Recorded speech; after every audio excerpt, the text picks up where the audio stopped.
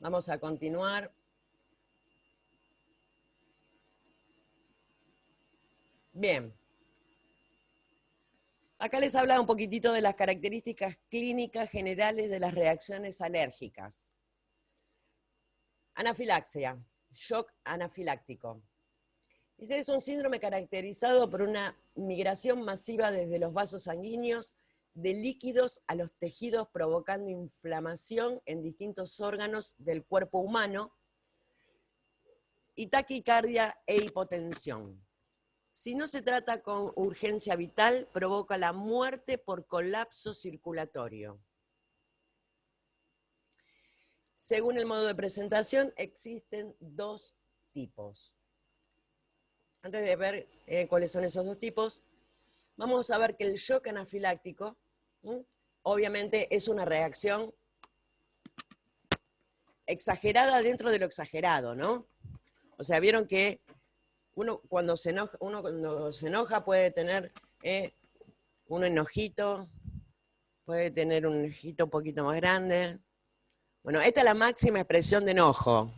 Acá ya empezaron a volar platos, empezaron a haber portazos, empezaron a haber gritos, cachetazos.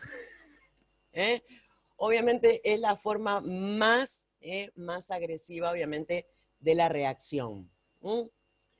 Fíjense que les habla bien clarito que hay una migración masiva desde los vasos sanguíneos hacia los tejidos de líquido. O sea, todo sale como que sale todo el líquido, está todo hinchado. Todo hinchado. Obviamente, si se me va toda la sangre del líquido, mejor dicho, se va desde los vasos sanguíneos hacia los tejidos, voy a tener mucho menos volumen sanguíneo. Al tener muchísimo menos volumen sanguíneo, obviamente va a haber hipotensión, va a bajar la presión porque obviamente voy a tener menor cantidad de líquido, menor volumen, al revés que la hipertensión. Y obviamente, si hay hipotensión, va a haber una taquicardia compensatoria, precisamente para tratar de evitar esa hipotensión, que bajó, desapareció toda esa sangre, todo ese líquido, el corazón va a empezar a latir más rápido para que lo poquito que haya termine o trate de circular más veces por los lugares. Obviamente es algo que es grave, es grave, y puede obviamente provocar la muerte por todo el sistema cardiocirculatorio va a colapsar.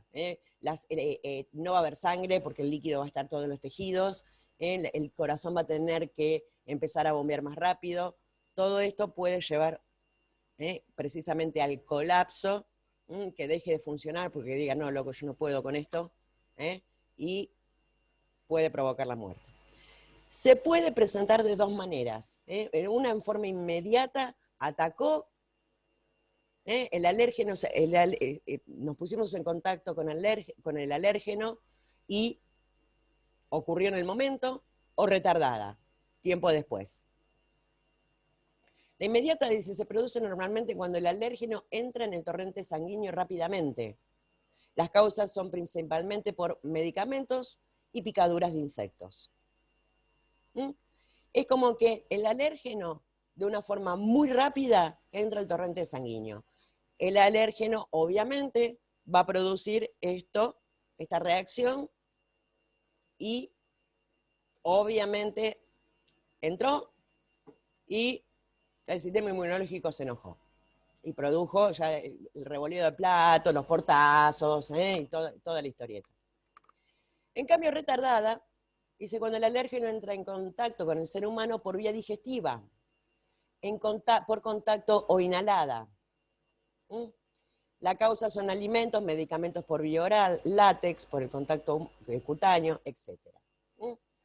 Obviamente acá pasa lo mismo que con todo. Si yo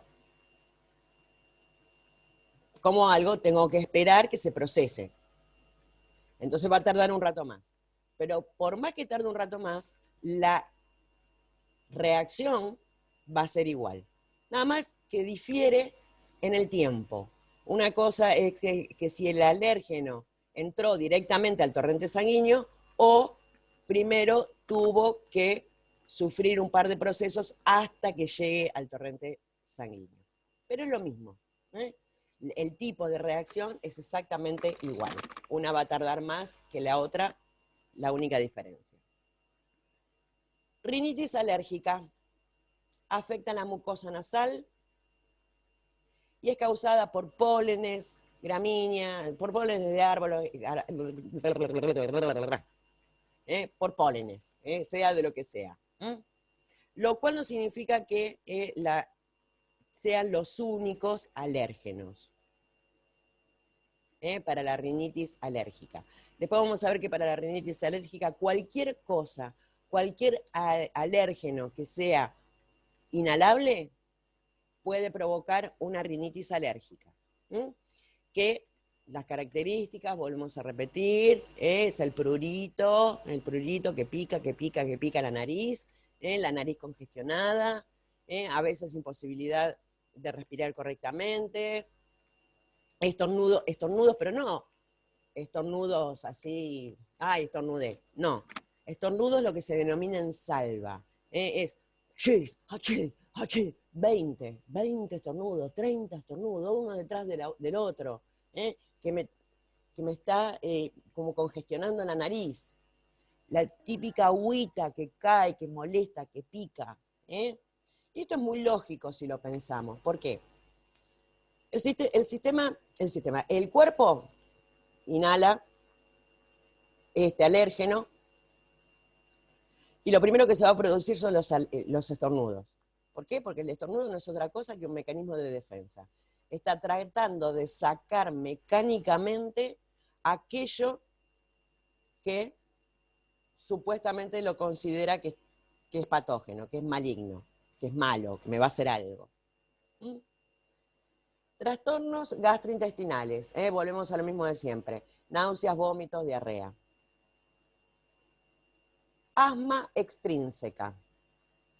Dice que es una enfermedad inflamatoria muy compleja que afecta a los bronquios y bronquiolos, donde una sustancia que resulta normalmente inerte para el ser humano actúa como el disparador del proceso de inflamación de los tejidos orgánicos de la mucosa bronquial, mediados por la inmunoglobulina E.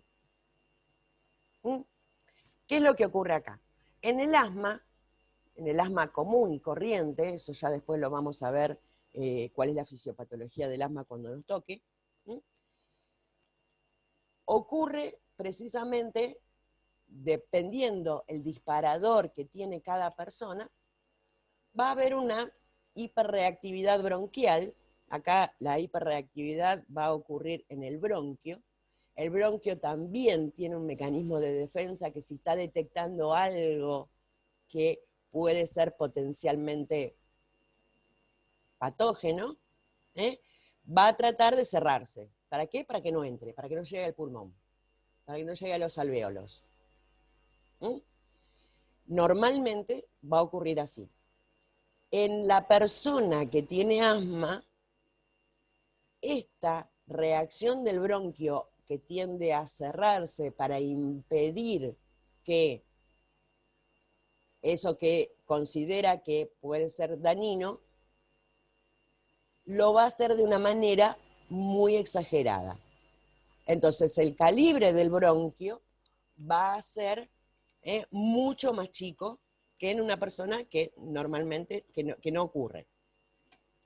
Obviamente, el asma, su síntoma principal es la dificultad respiratoria, porque al estar tan chiquitito, tan contraído el bronquio, obviamente va a impedir el flujo normal de aire.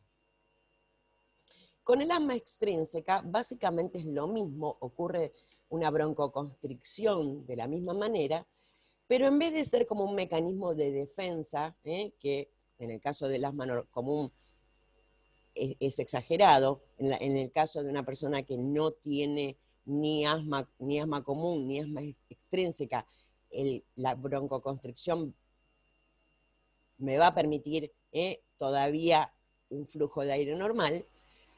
Acá en el asma extrínseca, el motivo por el cual se produce esa broncoconstricción está mediada por la inmunoglobulina E.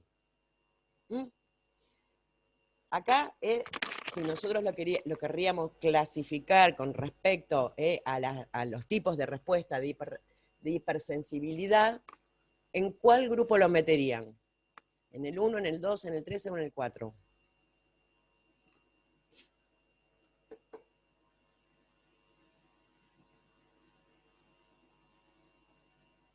Estaba mediada por la inmunoglobulina E. Ahí te veo dudando, Lucía. ¿Por la 1? Exactamente, la 1. Muy bien. Tenemos la... Vamos, lo entendí. Bien.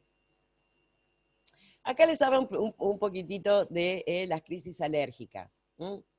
Las crisis alérgicas graves pueden estar acompañadas por el shock anafiláctico, que era un poquito lo que habíamos visto antes, recién, hace un ratito. Reacción alérgica aguda y extrema, que puede ser letal. El edema de Quinque o angioedema.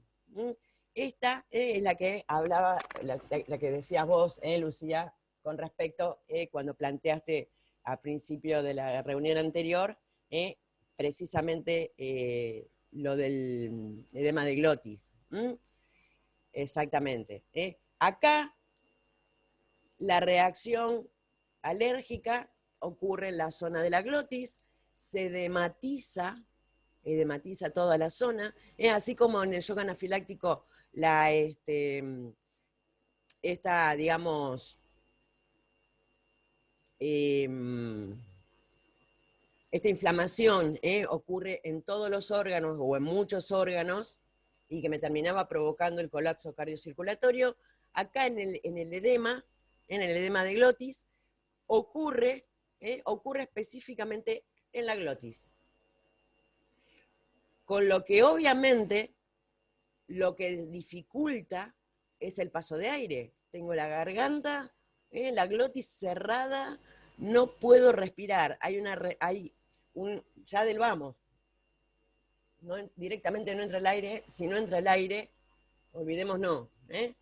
Y ahí sí vamos con el tema de la adrenalina. Recuerden que la adrenalina era un simpático mimético, que en algunos territorios producía vasoconstricción y en algunos territorios producía vasodilatación. Precisamente ese edema, esa filtración de líquido desde el torrente sanguíneo hacia el tejido de la glotis, va a estar mediada por una vasodilatación. Esa vasodilatación va a estar mediada por la famosa, ¿quién? ¿Ah? Histamina. La histamina, muy bien, por la histamina. Entonces, si yo le doy un antihistamínico, hasta que lo absorba, hasta que cumpla todos los procesos del ADME, la persona ya la palmó, porque no puede respirar. Tengo que ser algo muy rápido, precisamente la adrenalina. ¿Por qué? Vuelvo a repetir, simpático mimético, que en algunos territorios me produce vasoconstricción, y precisamente de acá va a producir vasoconstricción. Vasoconstricción de los vasos de la mucosa de la glotis. Cierro esos vasos, saco todo lo que está ahí, la glotis se desinflama. Repermeabilizo la entrada de aire, básicamente. Después vendrán los corticoides. Que por lo Profe, general... Sí, Marcelo. una cosa, puede ser, está hablando de la EPI. Sí. Puede ser que también además de los vasos sanguíneos hay músculo liso, no me acuerdo. Sí. En la tráquea. Sí, sí. La tráquea no tiene los anillos musculolisos. ¿Eso puede ser que se relaje esa musculatura? Exactamente. Pero ahí más que nada, está más relacionado con el tema de la broncoconstricción. Claro, es. sea, el músculo liso, cuando se contrae, me vasocontrae, me broncocontrae. Ya sea Claro, la en la broncoilitación. continuación, digamos, de la tráquea, o sea, en los bronquios principales también están los anillos entre los cartilaguitos que cierran. Pero eso actúa más que nada sobre la broncoconstricción, no sobre la vasoconstricción. Ok. Entonces, bueno, como les decía, después, una vez que ya permeabilicé, ya pude permitir que vuelva a pasar el aire, obviamente ahí sí, va a actuar un corticoides, porque como muy bien dijo Lucía, por su mecanismo antiinflamatorio, por excelencia, muy bien como dijo Steffi, por su mecanismo inmunosupresor, porque obviamente acá habíamos dicho desde el principio que la alergia era una patología inmunológica, donde el sistema inmunológico está actuando de manera exagerada. Entonces, si yo le pongo un parate, lo freno un poco con un inmunosupresor, que encima también tiene un efecto antiinflamatorio, mato dos pájaros de un tiro.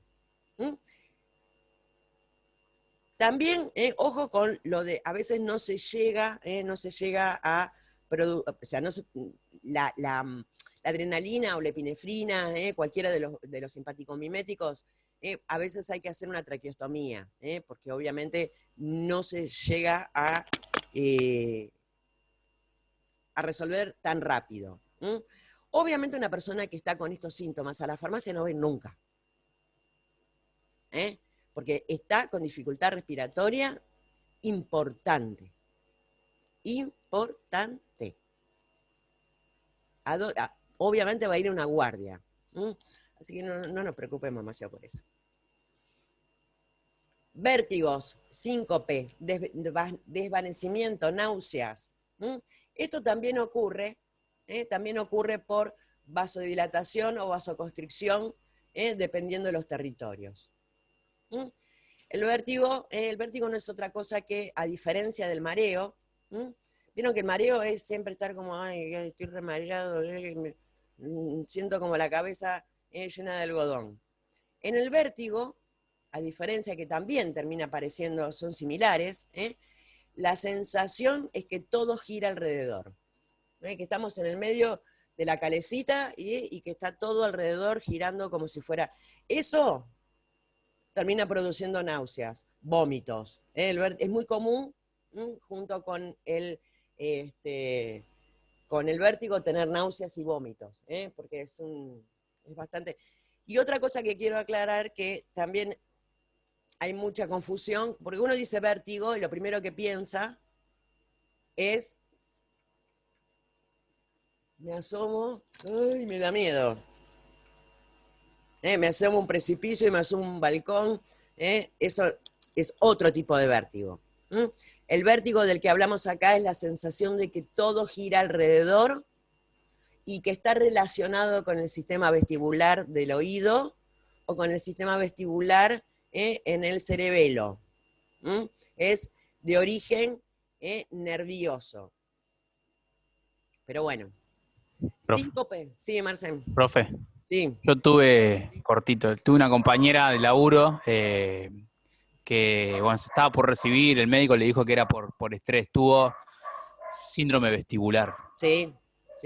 si mal no recuerdo era el término, y dice que no se podía, se la pasó como 3 días en la cama, del baño a la cama, vómitos todo el tiempo, le giraba todo, era como que se hubiese bajado de una montaña rusa. Estaba postrada en la cama, no podía hacer nada. Exactamente. Creo que usaba Dramamine o el otro, la Dramamine, sí, Dramamine es que también es el que se usa para la cinetosis.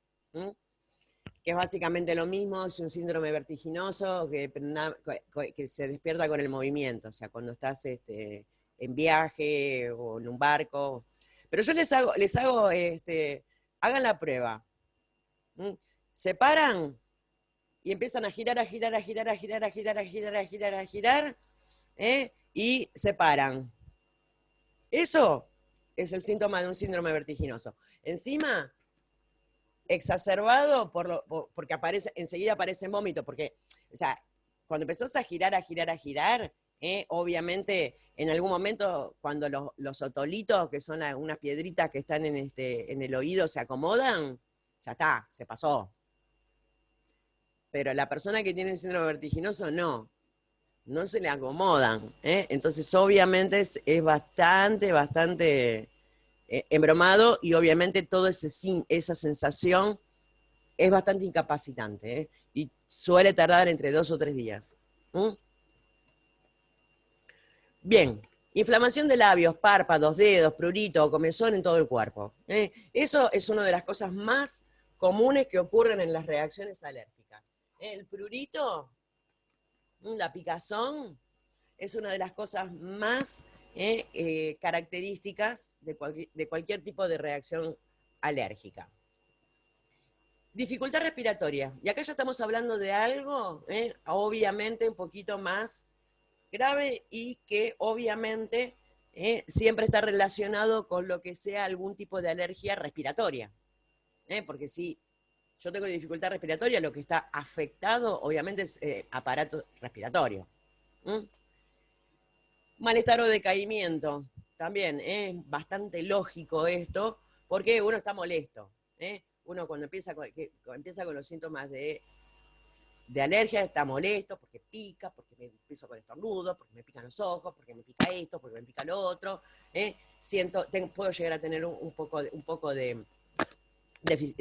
dificultad respiratoria, con lo cual también cansa, porque no me estoy oxigenando correctamente. Urticaria. Suele ser provocado por picaduras, medicamentos, látex, y acá también le falta los alérgenos alimentarios. Los alérgenos alimentarios también suelen producir urticaria. ¿Cuál es la característica de la urticaria? ¿Cuál es la característica de la urticaria? Obviamente es una expresión a nivel piel, son ronchas.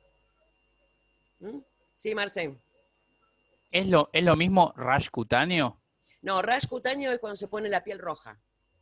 La urticaria es más como una roncha que tiene elevada en superficie, que tiene un límite bien definido, que se termina en la lesión, y al lado, bien pegadito, tenés la piel normal, sana. Es que pica y que suele desaparecer en cuestión de minutos a horas. El rash cutáneo, rash te habla de algo que está rojo, es plano, no tiene un límite bien definido y no pica tanto como la urticaria.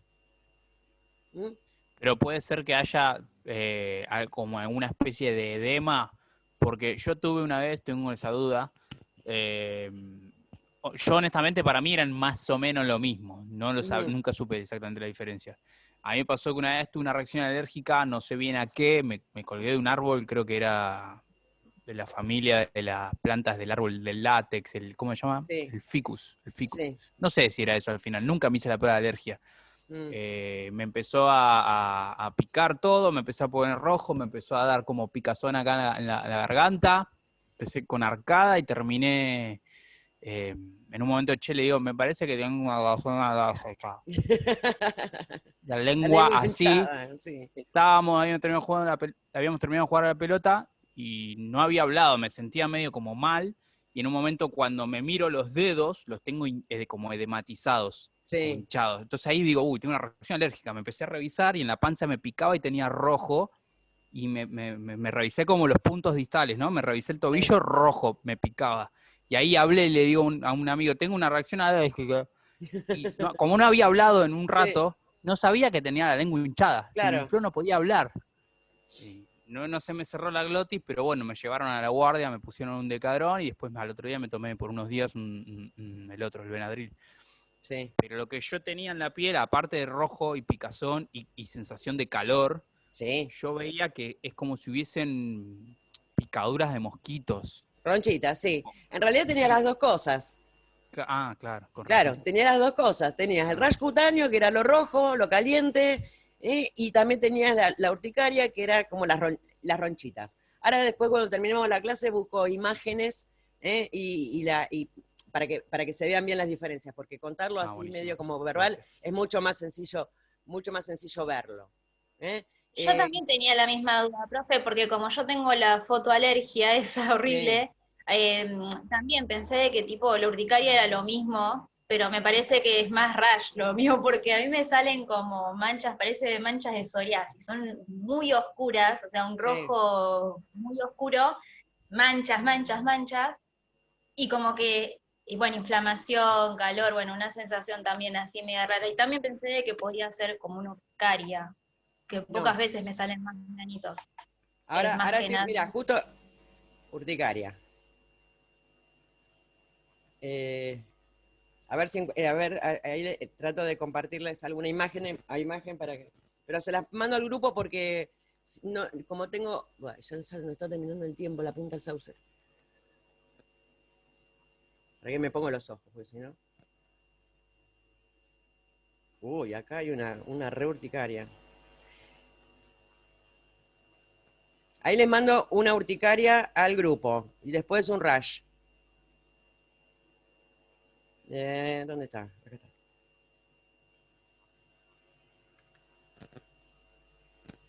Ahí va la urticaria. Bueno, no me salió exactamente la imagen, pero ya van a tener que abrirla. Ahora buscamos un rash. También lo van a ver rojo, por eso quizás la confusión.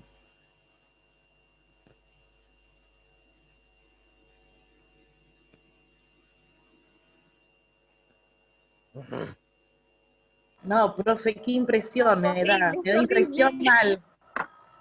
Ay, no, profe, no puedo mirar esto. Ah, Ay, exagerada. Iba a decir, profe, no mande nada para impresionables. Después, si no, no no, lo en quiero mirar en serio, clase. Bueno, al que le interesa, búsquenlo entonces. Porque para que vean. La, la realidad es que, a ver, el rash es todo lo que me produce color y calor. Está rojo porque hay una vasodilatación, está rojo, obviamente hay calor porque también hay una vasodilatación, pero básicamente la diferencia entre un rash cutáneo y una urticaria es precisamente los límites de la lesión. Ese pobre tenía un montón de urticaria, ¿no? Pero incluso hay lesiones que son más chiquitas. Pero bueno, básicamente eso, son muy similares. A la vista son muy similares. Pero bueno, Ay, profe, tampoco se hagan tanto problema. así se me hacía a mí cuando era chiquita, profe. Feo, porque aparte pica Ay, eso. te empieza a picar todo. Sí, bueno, el Benadryl. El Benadryl de uso tópico. Sí. Bien, vamos con el diagnóstico. Inés, cerrame el micrófono que si no tengo retorno. Bien, diagnóstico. Para diagnosticar una enfermedad alérgica se deben establecer una correlación entre la sintomatología observada, el alérgeno desencadenante y la participación del sistema inmune. Debe iniciarse con una historia clínica del paciente, considerando los antecedentes familiares y un examen físico. En muchos casos se debe recurrir a una serie de pruebas complementarias que permiten poner en evidencia la presencia del alérgeno sospechoso. El método diagnóstico más frecuente utilizado son las pruebas realizadas en la piel, conocido como test cutáneo o prick test, que Yaine nos contó que ya no se usa más. Se ve que estamos desactualizados en ADEF. Y son muy útiles para ayudar a confirmar, descartar las alergias y consecuentemente reducir las reacciones adversas y limitar la evitación y los medicamentos innecesarios.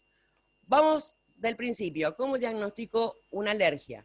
Primero que nada, veo, a la persona le tiene que aparecer una sintomatología. Evalúo esa sintomatología. Evalúo los antecedentes familiares. Recuerden que la alergia estaba muy relacionada con la herencia. Obviamente una historia clínica completa. Después también le voy a pedir un dosaje de inmunoglobulina E y un dosaje de eosinófilos y basófilos y mastocitos, que obviamente dentro de lo que es la alergia son las células que más frecuente andan jorobando por ahí. Eso no se preocupen en acordarse, porque obviamente está a cargo del médico. Pero básicamente recuerden, historia clínica completa, antecedentes familiares, pruebas de laboratorio. Eso me va a diagnosticar y me va a decir que la persona tiene alergia, pero no me va a decir a qué es alérgico. Para poder saber a qué es alérgico esa persona o alérgica a esa persona, antes se utilizaban los test cutáneos. Eso lo voy a tener que investigar, Inés. Ayer me desasnaste con esto. No sabía que no se usaban más los test cutáneos. Así me dijeron a mí. Me dijeron, no, ya no se usa más, me dijo. Se usa de otra forma. No sé cómo será ahora. Claro, porque la verdad solían ser bastante molestos. Lo que se hacía era inocular en la piel distintos tipos de alérgenos, todos marcaditos, en el cual el que reaccionaba, yo podía decir que, bueno, si este reaccionó, soy alérgico a este. Este no reaccionó, a este no soy alérgico. ¿Para qué me servía esto? ¿Para qué me servía esto del prick test? O el test cutáneo. Me gusta más la palabra test cutáneo. Porque precisamente el mejor tratamiento que hay para una alergia es la evitación del alérgeno. Si yo sé que soy alérgica al tomate, ¿qué hago? No como tomate. Si sé que soy alérgica a la penicilina, no consumo penicilina. Si sé que soy alérgica al níquel, y me voy a poner un arito de acero quirúrgico, o de oro, de plata, depende del bolsillo de cada uno.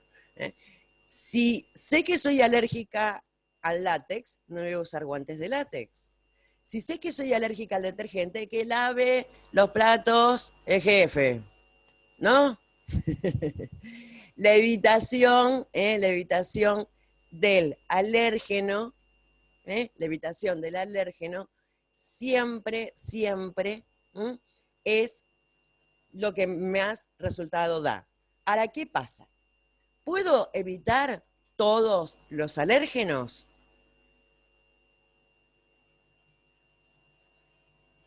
¿Puedo evitarlos todos? Si vivís en una burbuja, sí.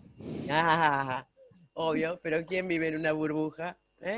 Obviamente Pero, no. profe, por ejemplo, el sol, ¿es un alérgeno? Porque ni siquiera sé cómo se diagnosticaba si es una alergia al sol con eso de que te hacen en el brazo. A mí me hicieron un análisis de sangre y después me hicieron un estudio de células que me decían de que las células estaban pigmentadas y nunca entendí ni siquiera qué era esa alergia. Es lo único que sé, que yo no puedo estar en el sol. Horrible. Por la UV, capaz.